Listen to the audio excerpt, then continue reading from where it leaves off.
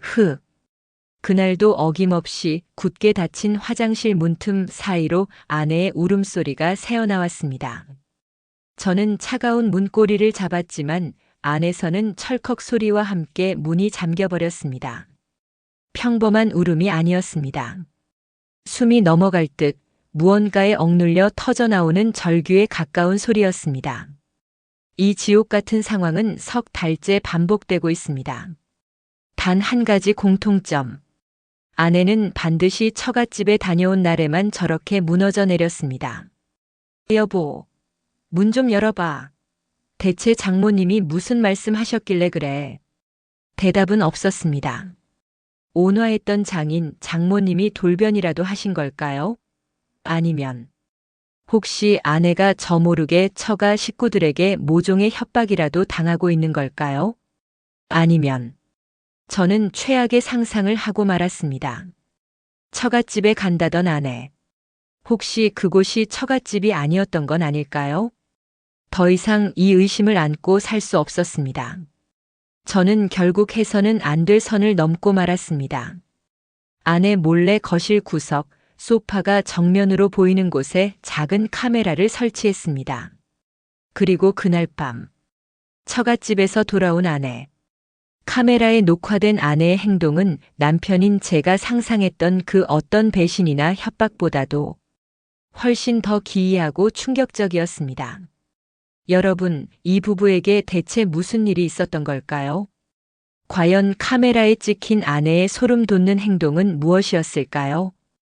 이야기가 궁금하시다면 구독 버튼을 눌러주세요.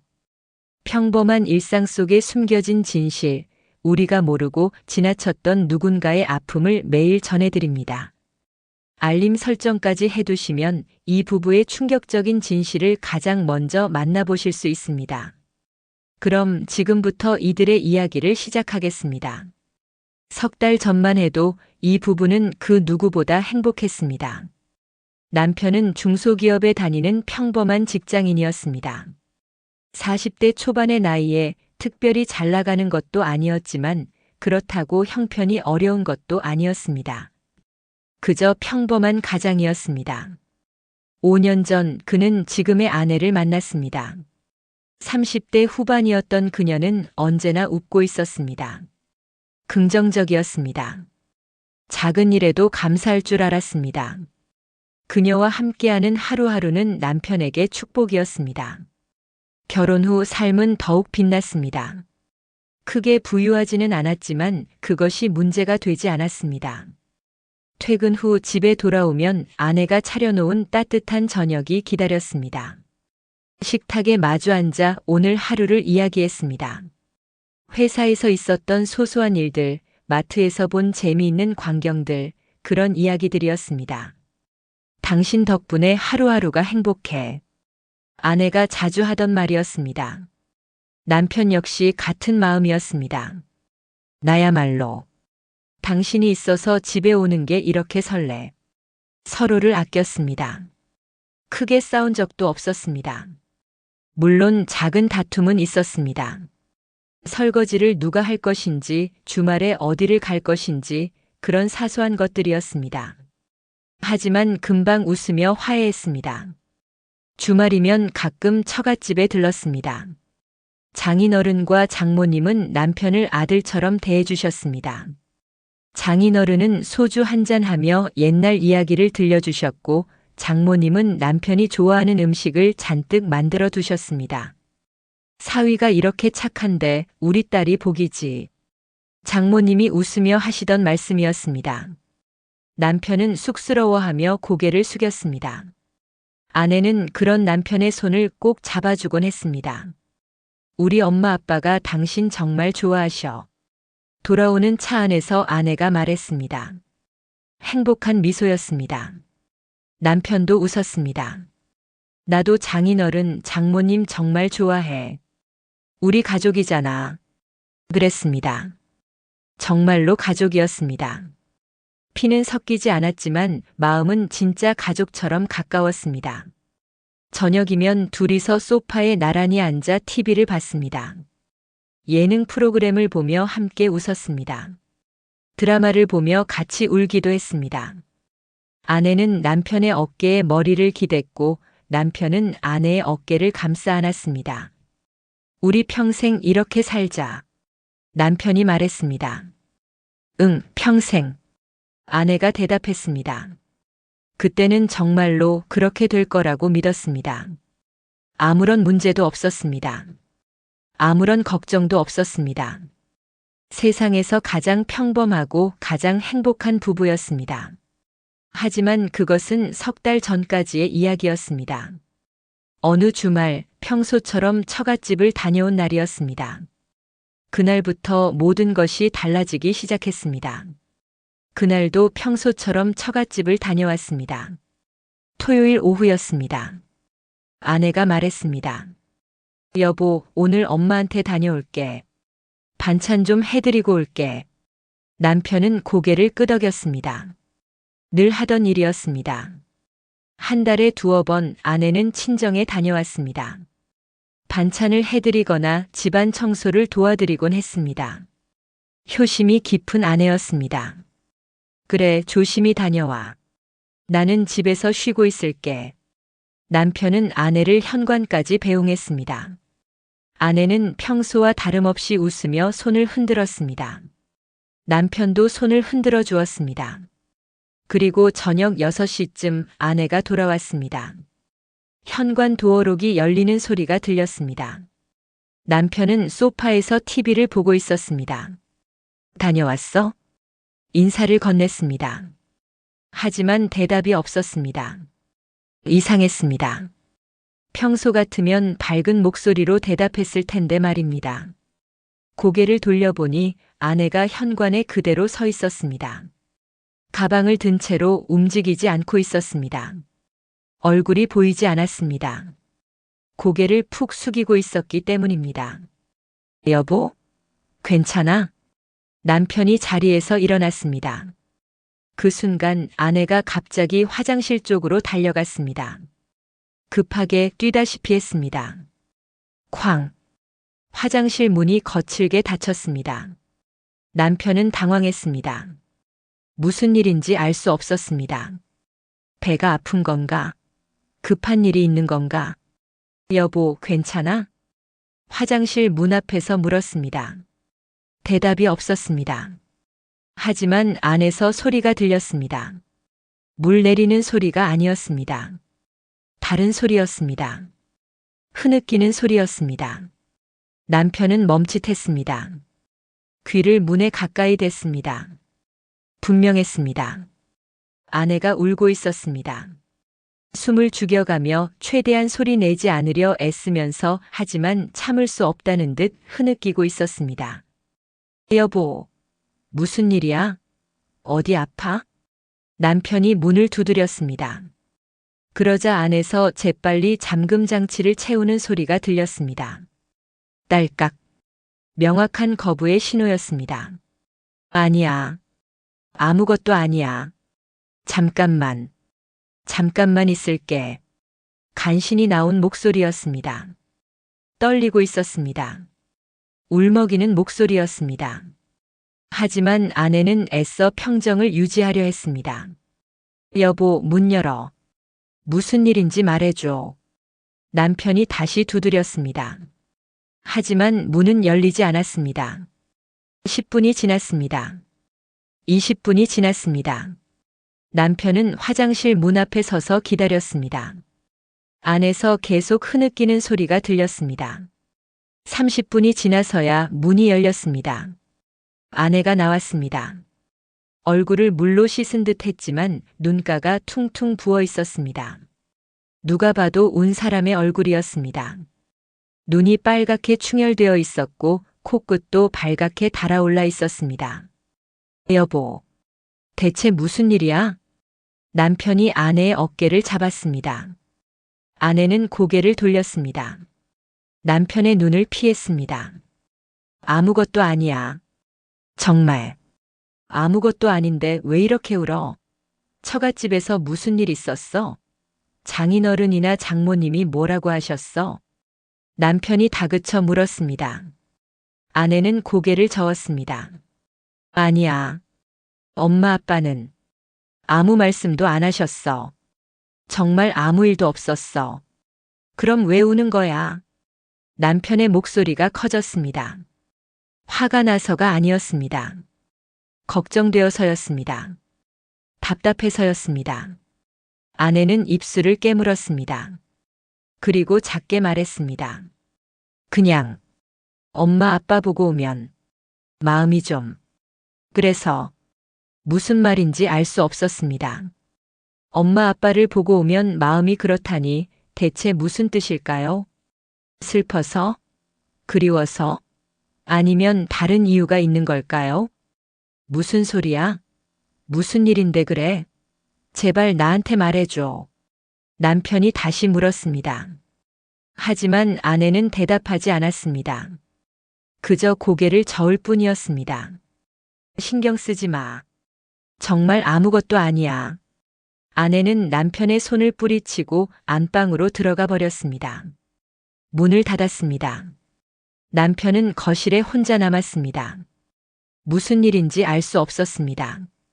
아내가 왜 우는지, 왜 말하지 않는지 전혀 이해할 수 없었습니다. 하지만 한 가지는 분명했습니다. 뭔가 큰 일이 일어났다는 것. 그리고 아내가 그것을 숨기고 있다는 것. 그날 밤 두 사람은 나란히 누웠지만 대화하지 않았습니다. 아내는 남편에게 등을 돌렸습니다. 남편은 천장을 바라봤습니다. 밤새 뒤척였습니다. 아내도 잠들지 못한 듯 했습니다. 이불이 조금씩 움직이는 것이 느껴졌습니다. 새벽이 되어서야 남편은 겨우 잠이 들었습니다. 하지만 편안한 잠은 아니었습니다. 꿈속에서도 아내의 울음소리가 들리는 것 같았습니다. 이것이 시작이었습니다. 행복했던 부부에게 찾아온 첫 번째 균열이었습니다. 그날 이후 이상한 일이 반복되었습니다. 2주일 뒤 아내가 또 처갓집에 다녀왔습니다. 그리고 똑같은 일이 벌어졌습니다. 집에 돌아오자마자 화장실로 달려갔고 안에서 한참을 울었습니다. 남편이 아무리 물어봐도 대답은 똑같았습니다. 아무것도 아니야. 신경 쓰지 마. 세 번째도 그랬습니다. 네 번째도 마찬가지였습니다. 처갓집에 다녀오는 날이면 어김없이 아내는 집에 돌아와 홀로 무너졌습니다. 때로는 화장실에서, 때로는 안방에서 문을 잠그고 울었습니다. 남편은 점점 미쳐가는 기분이었습니다. 자신의 아내가 무너지는데 그 이유조차 알 수 없다는 게 너무나 답답했습니다. 처음에는 걱정이었습니다. 장인어른이나 장모님께 무슨 일이 생긴 건 아닐까? 건강이 안 좋으신 건 아닐까? 아니면 경제적으로 어려운 일이라도 생긴 걸까? 하지만 아내는 끝까지 입을 열지 않았습니다. 그러자 걱정은 점점 다른 감정으로 변해갔습니다. 의심이었습니다. 왜 나한테만 숨기는 거지? 부부인데 왜 말하지 않는 거야? 남편의 머릿속에 온갖 생각이 스쳐 지나갔습니다. 처가에 큰 빚이라도 생긴 걸까? 장인어른이 사업 실패라도 하신 걸까? 아니면 장모님이 중병에 걸리셨는데 나한테 걱정 끼치기 싫어서 숨기는 걸까? 하지만 그렇다면 왜 처갓집에 갈 때마다 우는 걸까? 그냥 한두 번도 아니고 매번 이렇게 무너지는 건 뭔가 이상하지 않은가? 밤마다 남편은 잠들지 못했습니다. 옆에 누운 아내를 바라봤습니다. 아내도 잠들지 못하는 듯 했습니다. 등을 돌린 채 가끔씩 한숨을 쉬었습니다. 이불이 미세하게 떨리는 것이 느껴졌습니다. 혹시 내가 모르는 다른 이유가 있는 건 아닐까? 어느 순간부터 남편의 머릿속에 더 나쁜 생각이 들기 시작했습니다. 혹시 처갓집에 간다고 하고 다른 곳에 가는 건 아닐까? 스스로도 끔찍한 생각이라는 걸 알았습니다. 하지만 한번 싹 튼 의심은 쉽게 사라지지 않았습니다. 인터넷을 뒤졌습니다. 온갖 사연들이 눈에 들어왔습니다. 아내가 바람을 피웠다는 이야기, 이중 생활을 했다는 이야기, 거짓말로 가득했던 결혼 생활 이야기들. 설마 우리 아내가 고개를 저었습니다. 말도 안 되는 생각이었습니다. 5년을 함께 산 아내였습니다. 그렇게 착하고 정직한 사람이었습니다. 절대 그럴 리 없었습니다. 하지만 의심은 멈추지 않았습니다. 어느 날 남편은 용기를 내서 장인어른께 전화를 드렸습니다. 여보세요, 장인어른. 저 사위인데요. 오, 사위. 무슨 일이야? 장인어른의 목소리는 평소와 다름없이 밝았습니다. 그게 요즘 아내가 처가에 다녀오면 좀 이상해서요.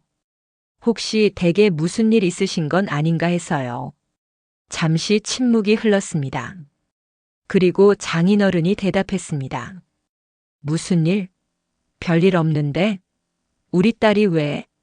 아니, 그냥 요즘 좀 우울해 보이길래요. 그래?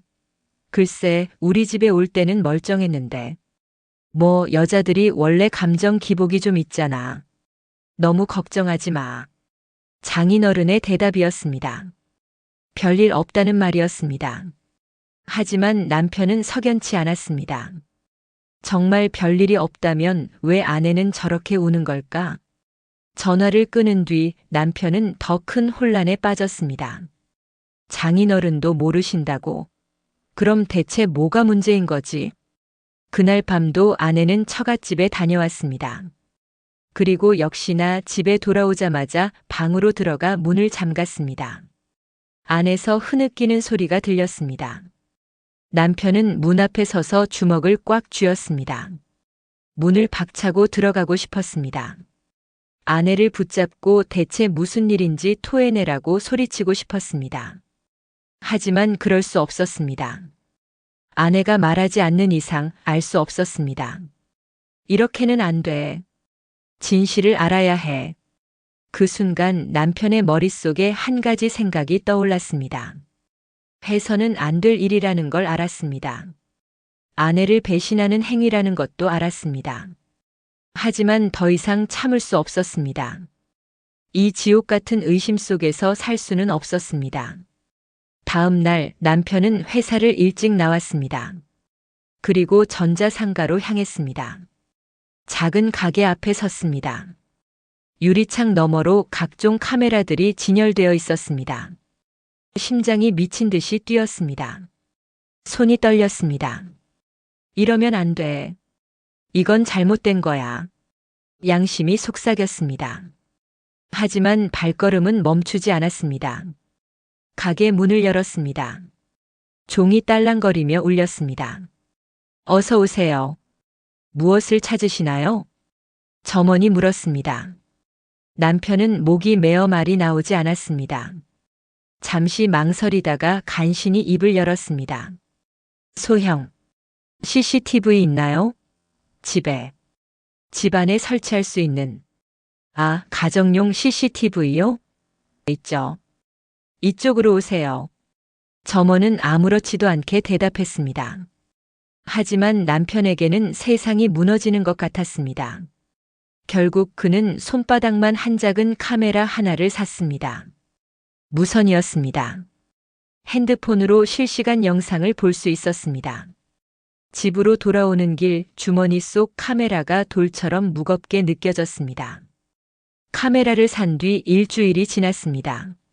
남편은 그것을 서랍 깊숙이 숨겨두었습니다. 매일 밤 서랍을 열어 카메라를 바라봤습니다. 그리고 다시 닫았습니다. 아직은 아니야. 조금만 더 기다려보자. 스스로에게 말했습니다. 혹시 아내가 마음을 열고 이야기해 줄지도 모른다고 생각했습니다. 하지만 아내는 여전히 침묵했습니다. 그리고 그 주말 아내가 또 처갓집에 간다고 했습니다. 여보, 오늘 엄마한테 다녀올게. 반찬 좀 해드리고 올게. 평소와 똑같은 말이었습니다. 평소와 똑같은 미소였습니다. 하지만 남편은 알고 있었습니다. 몇 시간 뒤 아내가 집에 돌아오면 또 무너질 거라는 것을. 그래. 조심히 다녀와. 남편은 최대한 자연스럽게 대답했습니다. 그리고 거짓말을 했습니다. 나는 오늘 친구 상갓집에 가야 해서 저녁 늦게 들어올 것 같아. 아, 그래. 조심히 다녀와. 아내는 의심하지 않았습니다. 남편을 믿었습니다. 그 믿음이 남편의 가슴을 찔렀지만 이미 돌아갈 수 없었습니다. 아내가 집을 나간 뒤 남편은 서랍을 열었습니다. 떨리는 손으로 카메라를 꺼냈습니다. 정말 이래야 하나? 이건 잘못된 거야. 양심이 소리쳤습니다. 하지만 몸은 이미 움직이고 있었습니다. 거실을 둘러봤습니다. 어디에 설치해야 할까? 소파가 잘 보이는 곳이어야 했습니다. 아내가 주로 우는 곳이 소파였기 때문입니다. 책장이 눈에 들어왔습니다. 책장 가장 위쪽 구석진 곳이었습니다. 평소에는 잘 보이지 않는 위치였습니다. 의자를 가져왔습니다. 올라섰습니다. 책 사이사이에 카메라를 끼워 넣었습니다. 렌즈가 소파 쪽을 향하도록 조정했습니다. 핸드폰으로 앱을 실행했습니다. 화면에 거실이 보였습니다. 소파가 정확히 중앙에 잡혔습니다. 각도가 완벽했습니다. 심장이 터질 것 같았습니다.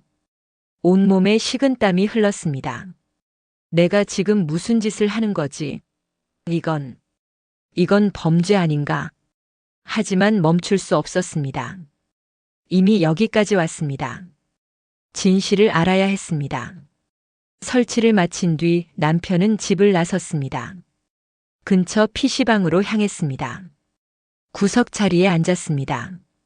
핸드폰을 꺼내 앱을 실행했습니다. 거실이 화면에 떴습니다.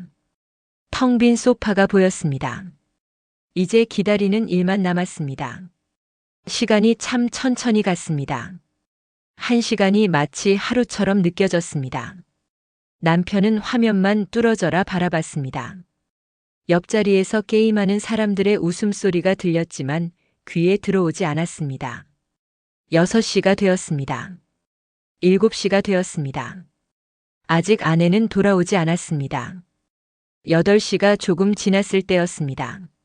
화면 속에서 현관 도어록이 열리는 불빛이 깜빡였습니다. 심장이 멎는 줄 알았습니다. 아내가 화면에 나타났습니다. 천천히 걸어 들어왔습니다. 가방을 들고 있었습니다. 표정은 보이지 않았습니다. 고개를 숙이고 있었기 때문입니다. 그리고 아내는 소파로 가지 않았습니다. 현관 바로 옆 거실 바닥에 그대로 주저앉았습니다. 가방을 바닥에 내려놓았습니다. 천천히 힘없이. 그리고는 아무것도 하지 않았습니다. 그저 앉아 있었습니다. 바닥에 무릎을 꿇고 허공을 바라보며 미동도 하지 않았습니다. 남편은 화면에 얼굴을 바짝 가져다 댔습니다. 아내의 표정을 보려고 했지만 각도가 맞지 않아 잘 보이지 않았습니다. 왜 저러고 있는 거지? 10분이 지났습니다. 20분이 지났습니다. 아내는 여전히 그 자리에 앉아 있었습니다. 움직이지 않았습니다. 마치 영혼이 빠져나간 사람처럼 그저 멍하니 앉아 있을 뿐이었습니다. 남편의 손이 떨렸습니다. 이건 뭔가 심각하게 잘못된 거였습니다. 배신이나 거짓말 같은 게 아니었습니다. 뭔가 훨씬 더 깊고 더 아픈 일이었습니다. 당장 집에 가야 하나? 하지만 움직일 수 없었습니다. 만약 지금 가면 카메라를 설치한 게 들킬 수도 있었습니다. 그리고 무엇보다 아내가 왜 저러는지 아직 알 수 없었습니다. 그때 화면 속 아내의 핸드폰이 울렸습니다. 아내가 천천히 핸드폰을 꺼냈습니다. 화면을 보았습니다. 잠시 망설였습니다. 그리고 전화를 받았습니다. 남편은 숨을 죽였습니다. 소리는 들리지 않았습니다. 하지만 아내의 입모양을 읽으려 애썼습니다. 여보세요. 아내가 말했습니다. 목소리가 어떨지는 알 수 없었지만 표정만으로도 힘겨워하는 게 보였습니다. 그리고 다음 순간 아내가 무너졌습니다. 핸드폰을 붙잡은 채 바닥에 엎드렸습니다. 어깨가 격하게 떨렸습니다. 온몸이 경련하듯 흔들렸습니다. 울고 있었습니다. 지금껏 본 것 중 가장 처절하게, 가장 절망적으로 울고 있었습니다. 한 손으로 바닥을 쳤습니다. 주먹으로 마루를 내리쳤습니다. 어린아이처럼 모든 것을 잃은 사람처럼 세상이 무너진 사람처럼 울부짖었습니다. 남편은 PC방 의자에서 벌떡 일어났습니다. 주변 사람들이 쳐다봤지만 신경 쓰지 않았습니다. 화면 속 아내는 여전히 울고 있었습니다. 그리고 핸드폰을 귀에 대고 무언가를 말했습니다. 입모양이 보였습니다. 아빠. 남편의 온몸에 전율이 흘렀습니다. 장인어른이었습니다. 전화를 건 사람은 장인어른이었습니다. 그리고 아내가 계속 말했습니다. 정확히 들리지는 않았지만 입모양으로 짐작할 수 있었습니다. 오늘 엄마가 나보고 누구냐고. 엄마가 날 못 알아봐. 남편의 머릿속이 하얗게 변했습니다. 엄마가 날 못 알아본다. 그 말의 의미가 천천히 남편의 머릿속에 스며들었습니다. 치매였습니다. 알츠하이머였습니다. 장모님이 딸을 알아보지 못할 정도로 병이 깊어진 것이었습니다. 남편은 핸드폰을 떨어뜨릴 뻔했습니다. 손이 부들부들 떨렸습니다.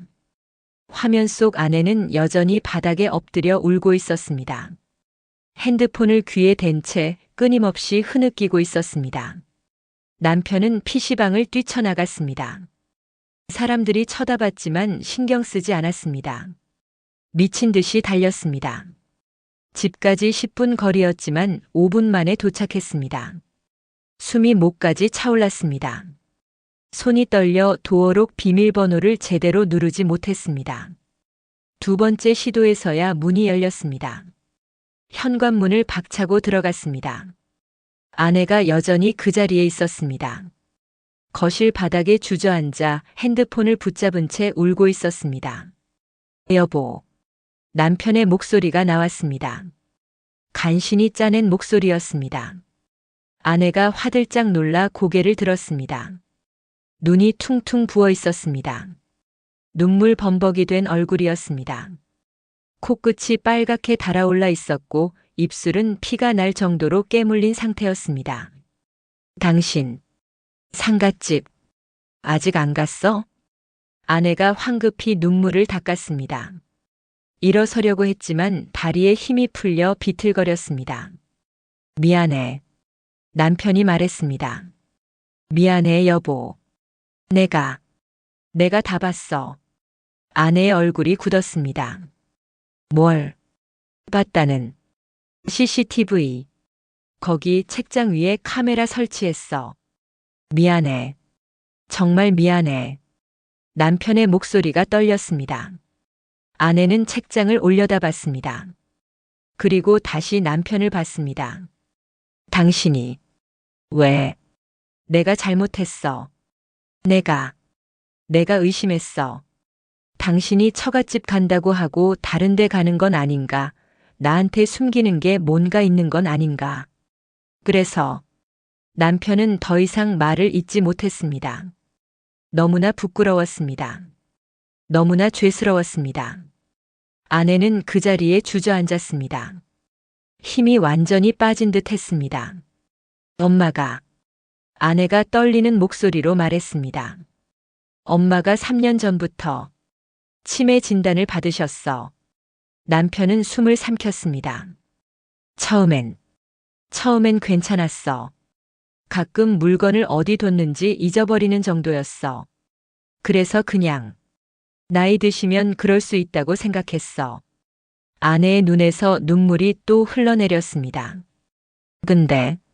근데 3달 전부터 급격히 나빠지셨어. 나를 가끔 못 알아보기 시작했어. 처음엔 잠깐 멍하니 계시다가 이내 기억하셨는데 점점 못 알아보는 시간이 길어졌어. 여보, 오늘은 아내의 목소리가 완전히 끊겼습니다. 한참을 울다가 간신히 말을 이었습니다. 오늘은 아예 날 못 알아보셨어. 내 이름도, 내 얼굴도, 아무것도 기억 못 하셨어. 나보고 누구냐고, 집에 왜 들어왔냐고, 도둑이냐고. 아내가 무너져 내렸습니다. 온몸을 떨며 울었습니다. 남편은 아내 앞에 무릎을 꿇었습니다. 그리고 아내를 껴안았습니다. 미안해. 나는 몰랐어. 아빠가 당신한테 걱정 끼치기 싫다고. 우리끼리 감당하자고. 그래서 말 안 했어. 아내가 남편의 가슴팍에 얼굴을 묻으며 울었습니다. 근데 너무 힘들었어. 엄마를, 저렇게 무너져가는 엄마를 보는 게 너무 힘들었어. 엄마가 날 못 알아보는데 어떻게 견뎌? 남편은 아무 말도 할 수 없었습니다. 그저 아내를 꽉 안고 함께 울 뿐이었습니다. 자신이 얼마나 잔인한 짓을 했는지 깨달았습니다. 이렇게 고통받는 아내를 배신을 의심했습니다. 카메라를 설치했습니다. 감시했습니다. 미안해. 정말 미안해. 같은 말만 반복했습니다. 다른 말은 떠오르지 않았습니다. 두 사람은 한참을 그렇게 있었습니다. 거실 바닥에 앉아 서로를 껴안고 함께 울었습니다. 얼마나 시간이 지났을까요? 아내의 울음이 조금 잦아들었습니다. 남편이 조심스럽게 물었습니다. 왜 나한테 말 안 했어? 아내가 고개를 들었습니다. 눈물 범벅인 얼굴로 남편을 바라봤습니다. 당신한테 짐이 되고 싶지 않았어. 당신 인생까지 이런 걸로 힘들게 하고 싶지 않았어. 무슨 소리야? 우리 부부잖아. 알아. 근데 말하면 당신도 같이 힘들어할 게 뻔하잖아. 그게 싫었어. 남편은 아내의 얼굴을 두 손으로 감싸 안았습니다. 여보, 들어. 나는 당신 남편이야. 당신이 힘들면 나도 힘든 거야. 당신이 슬프면 나도 슬픈 거야. 그게 부부야. 혼자 견디는 게 아니라 같이 견디는 거야. 아내의 눈에서 또 눈물이 흘러내렸습니다. 이제부터는 같이 하자. 장모님, 우리 어머니시잖아. 나도 함께 감당할게. 아내가 고개를 끄덕였습니다. 그리고 남편의 품에 다시 안겼습니다. 그날 밤 두 사람은 처음으로 모든 것을 터놓고 이야기했습니다. 장모님의 병세, 장인어른의 상태, 앞으로 어떻게 해야 할지. 밤이 깊어갈수록 두 사람 사이의 거리는 좁혀졌습니다. 비밀이 사라지자 마음도 다시 가까워졌습니다. 다음 날 아침 남편은 눈을 떴습니다. 옆을 보니 아내가 아직 자고 있었습니다. 눈가가 부어 있었습니다. 어젯밤 얼마나 울었는지 알 수 있었습니다. 남편은 조용히 일어나 거실로 갔습니다. 책장을 올려다봤습니다. 그 카메라가 아직 거기 있었습니다. 의자를 가져와 올라섰습니다. 카메라를 꺼냈습니다. 손바닥 위에 올려놓고 한참을 바라봤습니다. 이 작은 기계 하나가 진실을 밝혀냈습니다. 하지만 동시에 자신의 추악함도 드러냈습니다. 남편은 카메라를 쓰레기통에 버렸습니다. 다시는 이런 짓을 하지 않겠다고 다짐했습니다. 회사에 전화를 걸었습니다. 과장님, 오늘 연차 써도 될까요? 급한 일이 생겨서요. 그래, 알았네. 무슨 일인가? 가족 일입니다. 그래, 조심히 다녀오게. 전화를 끊었습니다. 그리고 안방으로 들어갔습니다. 아내가 눈을 뜨고 있었습니다. 일어났어? 응. 당신은? 나 오늘 연차 냈어. 아내가 놀란 얼굴로 남편을 봤습니다. 왜? 회사 일 괜찮아? 괜찮아. 오늘 나랑 처갓집 가자. 아내의 얼굴이 굳었습니다. 당신이. 왜? 장모님 뵈러 가야지. 남편이 웃으며 말했습니다. 하지만 아내는 고개를 저었습니다. 안 돼. 당신까지. 이런 거 보게 할 수 없어. 여보. 남편이 아내의 손을 잡았습니다. 어제 내가 뭐라고 했어? 이제 혼자 견디지 말자고. 같이 하자고. 하지만 장인어른도 힘드실 거야. 혼자서 장모님 간병하시면서 얼마나 지치셨겠어. 우리가 도와드려야지. 아내의 눈에 눈물이 맺혔습니다. 하지만 이번에는 슬픔만의 눈물이 아니었습니다. 고마움도 섞여 있었습니다. 고마워. 정말 고마워. 두 사람은 함께 준비를 했습니다. 장모님이 좋아하시는 과일을 샀습니다. 남편은 아내의 손을 꼭 잡았습니다. 처갓집까지 가는 길 아내가 조금씩 이야기를 했습니다. 엄마가 원래 참 명랑하신 분이셨어. 남편은 알고 있었습니다. 결혼 전에도 결혼 후에도 장모님은 늘 밝게 웃으셨습니다. 동네에서도 인기가 많으셨어. 이웃들이랑 친하셨고 봉사활동도 하셨어. 내가 어렸을 때는 엄마가 세상에서 제일 멋진 사람인 줄 알았어. 아내가 작게 웃었습니다. 추억을 떠올리는 웃음이었습니다. 내가 중학생 때 학교에서 왕따를 당한 적이 있어. 친구들이 나를 따돌렸어. 그때 엄마가 학교까지 찾아오셨어. 선생님한테 항의하신 게 아니라 그냥 나를 데리고 집에 가셨어. 남편은 조용히 들었습니다. 집에 와서 엄마가 내 손을 잡고 말씀하셨어. 내가 잘못한 게 아니라고. 세상에는 그냥 못된 사람들이 있는 거라고. 그러니까 너무 마음 아파하지 말라고. 그리고 엄마는 항상 내 편이라고. 아내의 목소리가 떨렸습니다. 그 말 듣고 엄마 품에 안겨서 한참을 울었어. 그때부터 나는 어떤 일이 있어도 엄마처럼 따뜻한 사람이 되고 싶다고 생각했어. 좋은 어머니시네. 남편이 말했습니다. 아내가 고개를 끄덕였습니다. 응. 정말 좋은 엄마야. 그래서 더 힘들어. 그런 엄마가 나를 못 알아보는 게 너무 슬퍼. 남편은 차를 세웠습니다. 길 한가운데였지만 잠시 멈춰야 했습니다. 아내를 안아주었습니다.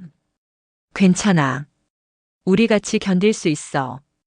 아내가 남편의 가슴에 얼굴을 묻었습니다. 다시 차를 몰았습니다. 조금 더 가니 처갓집이 보였습니다. 작은 2층 집이었습니다. 정원에 장미꽃이 피어 있었습니다. 엄마가 가꾸신 장미야. 치매 걸리기 전까지는 매일 정원 가꾸시는 게 낙이셨어. 차에서 내렸습니다. 현관 앞에 섰습니다. 아내가 배를 누르려다 망설였습니다. 손이 떨리고 있었습니다. 남편이 아내의 손을 잡았습니다. 그리고 함께 배를 눌렀습니다. 잠시 후 문이 열렸습니다. 장인어른이 나타났습니다. 머리가 많이 휘어지셨습니다. 얼굴에 주름이 깊어졌습니다. 몇 달 사이에 훨씬 늙으신 것 같았습니다. 아, 너희들. 장인어른의 목소리가 떨렸습니다. 딸과 사위를 보는 눈에 놀람이 가득했습니다. 아버님 안녕하세요. 남편이 인사했습니다. 장인어른은 멍하니 두 사람을 바라보다가 천천히 고개를 끄덕였습니다. 어서 들어와. 집 안으로 들어갔습니다. 거실에는 오래된 사진들이 걸려 있었습니다. 아내의 어린 시절 사진, 가족 여행 사진, 결혼식 사진. 어머니는 어디 계세요? 남편이 조심스럽게 물었습니다. 장인어른의 얼굴이 어두워졌습니다. 방에 계신다. 요즘은 거의 방에만 계시지. 장인어른이 안방 쪽을 가리켰습니다. 문이 닫혀 있었습니다. 들어가 봐도 될까요? 아내가 떨리는 목소리로 물었습니다. 장인어른이 고개를 끄덕였습니다. 그래, 들어가 봐라. 하지만 장인어른이 말을 멈췄습니다. 그리고 작게 덧붙였습니다. 알아보실지 모르겠구나. 아내가 눈물을 참았습니다. 남편이 아내의 손을 꼭 잡았습니다. 괜찮아. 같이 가자. 두 사람은 안방 문 앞에 섰습니다. 아내가 천천히 노크했습니다. 엄마. 나야. 대답이 없었습니다. 아내가 조심스럽게 문을 열었습니다. 방 안에 장모님이 앉아 계셨습니다. 창가를 바라보고 계셨습니다. 햇살이 장모님의 흰 머리카락을 비추고 있었습니다. 엄마. 아내가 다가갔습니다. 장모님이 천천히 고개를 돌렸습니다. 그리고 아내를 봤습니다. 눈에 아무런 빛도 없었습니다. 인식의 빛이 없었습니다. 그저 낯선 사람을 보는 눈이었습니다. 누구세요? 장모님이 물었습니다. 목소리에 경계심이 가득했습니다. 아내의 얼굴이 일그러졌습니다. 입술을 깨물었지만 눈물을 막을 수 없었습니다. 엄마. 나야. 딸. 내 딸은 어디 갔지? 장모님이 주변을 두리번거렸습니다. 마치 진짜 딸을 찾는 것처럼. 아내는 더 이상 견디지 못하고 방 밖으로 나갔습니다. 남편이 뒤따라 나갔습니다. 복도에서 아내는 벽에 기대 서서 흐느꼈습니다. 괜찮아. 괜찮아. 남편이 아내의 등을 쓰다듬었습니다. 하지만 괜찮을 리 없었습니다. 자신을 낳아준 어머니가, 자신을 키워준 어머니가 자신을 알아보지 못하는데 어떻게 괜찮을 수 있겠습니까? 장인어른이 다가왔습니다. 미안하다. 요즘 더 심해지셔서. 장인어른의 목소리도 떨렸습니다. 아버님, 언제부터 이렇게 되신 거예요? 남편이 물었습니다. 장인어른은 한숨을 쉬었습니다. 3년 전에 진단받았어. 처음엔 정말 가벼웠지. 약 먹으면 괜찮을 거라고 했어. 실제로도 1년 정도는 별로 문제가 없었지. 장인어른이 거실로 가서 앉았습니다. 남편과 아내도 따라 앉았습니다. 2년 전부터 조금씩 이상해지기 시작했어. 가끔 내 이름을 잊어버리셨지. 그래도 금방 기억하시곤 했어. 그러다가 올해 들어서 장인어른이 말을 멈췄습니다. 눈시울이 붉어졌습니다. 올해 들어서 급격히 나빠지셨어. 3달 전부터는 우리 딸을 못 알아보기 시작하셨지. 처음엔 몇 분 동안만 그러시다가 이제는 아예. 아내가 고개를 숙였습니다. 눈물이 무릎 위로 떨어졌습니다. 왜 말씀 안 하셨어요? 우리한테라도 말씀하셨으면. 남편이 물었습니다. 장인어른이 쓸쓸하게 웃었습니다. 자존심이었나 봐. 늙은이의 쓸데없는 자존심. 사위한테까지 이런 모습 보이고 싶지 않았어. 그리고 우리 딸이 행복한데 그 행복을 망치고 싶지 않았어. 아버님, 미안하다. 딸한테 너무 큰 짐을 지웠어. 혼자 감당하라고 한 게 잘못이었어. 장인어른이 아내를 봤습니다. 아내는 고개를 저었습니다. 아니에요, 아빠. 아빠 잘못 아니에요. 근데 너 홀로 이걸 견디느라 얼마나 힘들었니? 아빠가 미안하다. 장인어른의 눈에서도 눈물이 흘렀습니다. 60대의 남자가 평생 강인하게 살아온 가장이 그렇게 무너졌습니다. 남편은 두 사람을 번갈아 봤습니다. 그리고 깨달았습니다. 이 가족 모두가 고통받고 있다는 것을. 장모님도 장인어른도 아내도 모두가 각자의 방식으로 무너져가고 있다는 것을. 아버님, 남편이 입을 열었습니다. 이제부터는 제가 돕겠습니다. 주말마다 올게요.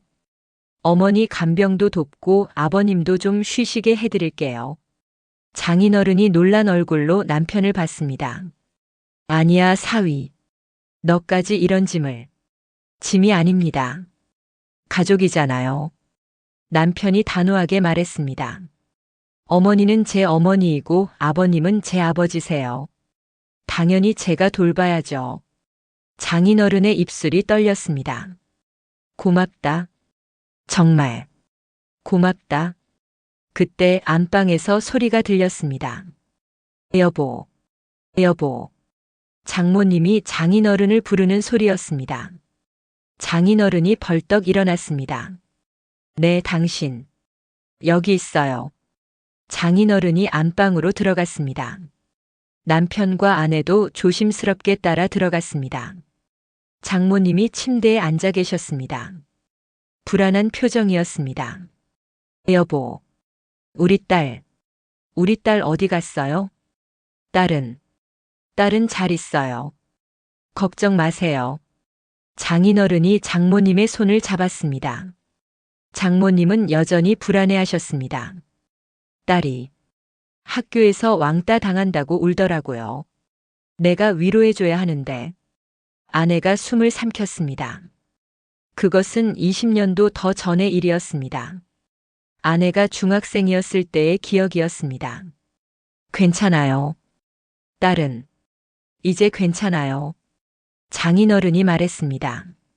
하지만 장모님은 계속 중얼거렸습니다. 딸이 울고 있어. 내가 가야 해. 우리 딸. 아내는 더 이상 참지 못했습니다. 장모님 앞으로 다가가 무릎을 꿇었습니다. 엄마. 나야. 나. 괜찮아. 엄마가 그때 위로해줘서. 나 괜찮아졌어. 이제 안 울어. 엄마 덕분에. 나 행복해졌어. 장모님이 아내를 내려다봤습니다. 여전히 누군지 모르는 눈빛이었습니다. 하지만 무언가를 느끼는 듯 했습니다. 당신, 착하게 생겼네요. 장모님이 아내의 머리를 쓰다듬었습니다. 마치 모르는 아이를 다독이듯. 하지만 그 손길은 여전히 따뜻했습니다.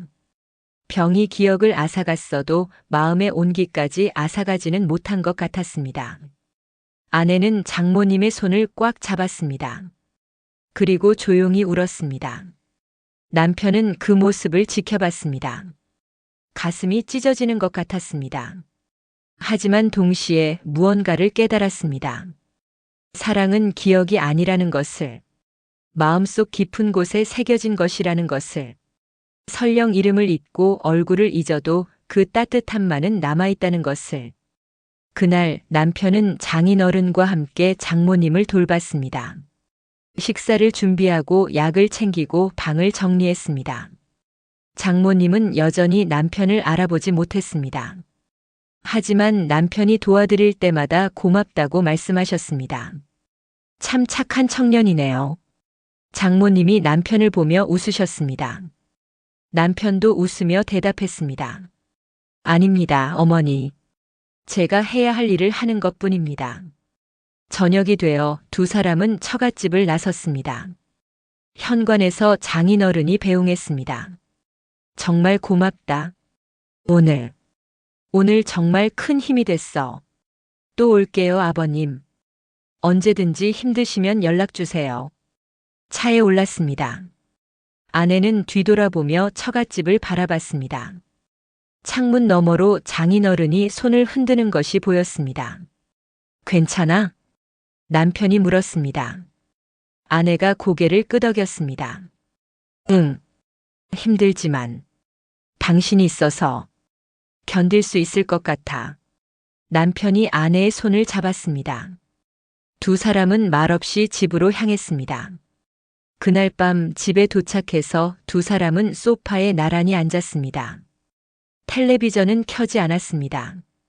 그저 조용히 앉아 있었습니다. 미안해. 아내가 말했습니다. 왜? 당신까지. 이런 힘든 일에. 아니야. 남편이 아내를 안았습니다. 이게 가족이야. 우리가 함께 하는 거야. 앞으로도 계속 그럴 거야. 아내가 남편의 품에 안겼습니다. 이번에는 슬픔만의 눈물이 아니었습니다. 고마움의 눈물도 섞여 있었습니다. 그날 이후 많은 것이 바뀌었습니다.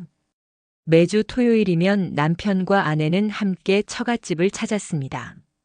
장인어른을 도와 장모님을 돌봤습니다.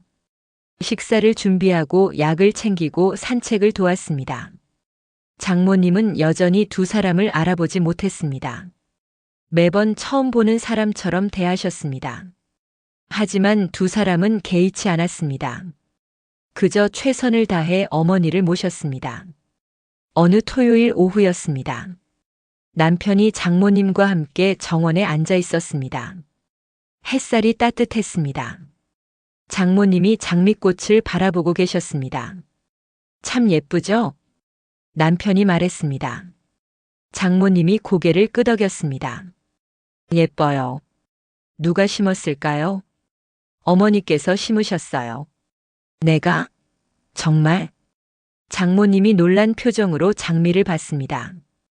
기억나지 않는 듯 했습니다. 네. 몇 년 전에 직접 심으셨어요. 매일 정성껏 가꾸셨대요. 그랬구나. 나 참. 기억이 안 나네. 장모님이 쓸쓸하게 웃으셨습니다. 그 웃음이 남편의 가슴을 찔렀습니다. 괜찮아요. 꽃은 기억하지 않아도 여전히 예쁘잖아요. 남편이 말했습니다. 장모님이 남편을 봤습니다. 당신 참 좋은 사람이네요. 감사합니다, 어머니. 그때 아내가 음료수를 들고 나왔습니다. 장모님께 건넸습니다. 드세요, 어머니. 장모님이 음료수를 받아 드셨습니다. 그리고 아내를 봤습니다. 당신도 참 착하네요. 나 같은 노인네한테. 아니에요. 당연히 해야 할 일이에요. 아내가 웃으며 대답했습니다. 예전처럼 억지로 짓는 웃음이 아니었습니다. 진심으로 웃고 있었습니다. 장모님을 돌보는 것은 여전히 힘들었습니다. 하지만 혼자가 아니었기에 견딜 수 있었습니다. 남편과 함께, 장인어른과 함께 셋이서 힘을 합쳐 이겨내고 있었습니다. 몇 달이 지났습니다. 어느 일요일 아침 장인어른에게서 전화가 왔습니다. 남편이 받았습니다. 여보세요, 아버님.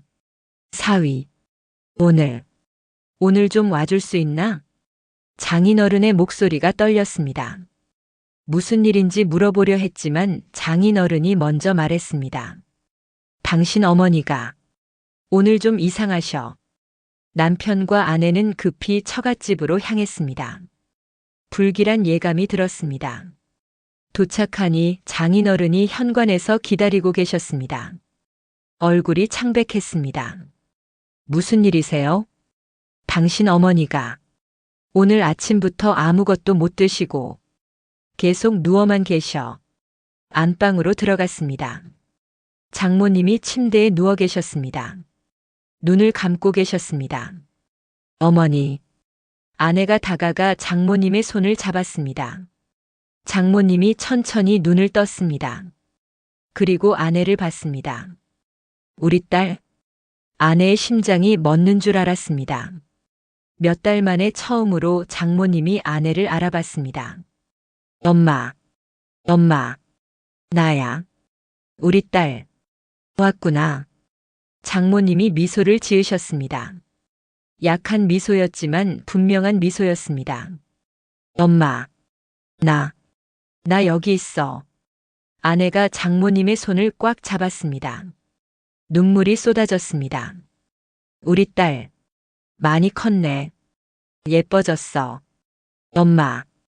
행복하게 살 거라. 장모님의 목소리가 점점 작아졌습니다. 눈이 다시 감겼습니다. 어머니. 아내가 장모님을 흔들었습니다. 하지만 장모님은 대답하지 않으셨습니다. 그저 고요히 잠든 것처럼 보였습니다. 구급차 불러요. 남편이 소리쳤습니다. 장인어른이 급히 전화를 걸었습니다. 구급차가 도착했습니다. 응급요원들이 장모님을 들것에 실었습니다. 병원으로 향했습니다. 응급실에서 기다리는 시간이 영원처럼 느껴졌습니다. 1시간쯤 지났을까? 의사가 나왔습니다. 보호자분? 장인어른이 벌떡 일어났습니다. 제가 남편입니다. 환자분. 뇌졸중이 왔습니다. 알츠하이머 환자분들께 종종 일어나는 일입니다. 지금은 안정을 찾으셨는데 상태가 좋지 않습니다. 의사의 말이 계속 이어졌지만 귀에 들어오지 않았습니다. 면회는 할 수 있습니까? 남편이 물었습니다. 의사가 고개를 끄덕였습니다. 한 분씩 들어가실 수 있습니다. 장인어른이 먼저 들어가셨습니다. 10분 후 나오셨을 때 눈이 빨갛게 충혈되어 있었습니다. 아내가 다음으로 들어갔습니다. 병실 안 장모님이 침대에 누워 계셨습니다. 각종 기계가 연결되어 있었습니다. 숨소리가 가늘게 들렸습니다. 엄마. 아내가 다가가 장모님의 손을 잡았습니다. 차가웠습니다. 엄마. 나야. 딸이야. 장모님의 눈이 살짝 떠졌습니다. 아내를 봤습니다. 그리고 미소를 지으셨습니다. 입이 움직였습니다. 소리는 나지 않았지만 입모양으로 알 수 있었습니다. 사랑해. 아내는 장모님의 손을 얼굴에 가져다 댔습니다. 그리고 울었습니다. 나도 사랑해, 엄마. 정말 사랑해. 장모님의 손이 아내의 뺨을 쓰다듬었습니다. 마지막 힘을 다해 딸을 쓰다듬어 주셨습니다. 그리고 그 손이 천천히 내려왔습니다. 엄마. 아내가 장모님을 불렀습니다. 하지만 대답은 없었습니다. 장모님은 그렇게 떠나셨습니다. 마지막 순간 딸을 알아보고 사랑한다고 말하고 평화롭게 떠나셨습니다. 장례식이 치러졌습니다. 많은 사람들이 찾아왔습니다. 장모님이 생전에 도우셨던 이웃들, 함께 봉사활동을 하셨던 분들, 오래된 친구들. 모두가 장모님의 따뜻함을 기억했습니다. 병이 기억을 앗아갔어도 사람들의 마음속에는 장모님의 온기가 남아 있었습니다. 장례를 마치고 남편과 아내는 장인어른과 함께 집으로 돌아왔습니다. 장인어른이 장모님이 평소 앉으시던 소파에 앉으셨습니다. 한참을 말없이 앉아 계시다가 조용히 말씀하셨습니다. 고마웠어. 너희가 없었으면 나 혼자서는 못 견뎠을 거야. 아버님, 당신 어머니가 마지막에 딸을 알아보고 가셨잖니. 그게 얼마나 큰 선물인지 아니? 장인어른의 목소리가 떨렸습니다. 너희가 매주 와서 정성껏 돌봐줘서 어머니가 마지막에 그런 기적을 보여주신 거야. 정말 고맙다. 남편과 아내는 장인어른의 손을 잡았습니다. 세 사람은 말없이 앉아 있었습니다. 그날 밤 집으로 돌아와서 남편과 아내는 소파에 나란히 앉았습니다. 괜찮아? 남편이 물었습니다. 아내가 고개를 끄덕였습니다. 응. 슬프지만 후회는 없어. 마지막에 엄마가 날 알아봐줬으니까. 사랑한다고 말해줬으니까. 그래. 당신 덕분이야. 당신이 없었으면 나 혼자서는 못 견뎠을 거야. 아내가 남편의 손을 잡았습니다. 우리 정말 부부구나. 남편이 웃었습니다. 이제 알았어? 응. 이제 알았어. 부부는 기쁠 때만 함께하는 게 아니라 슬플 때, 힘들 때, 아플 때도 함께하는 거구나. 남편이 아내를 안았습니다. 그래. 우리 평생 그렇게 살자. 응. 평생. 두 사람은 서로를 껴안고 조용히 앉아 있었습니다. 창밖으로 달빛이 들어왔습니다. 따뜻한 빛이었습니다. 삶은 언제나 행복만으로 가득하지 않습니다.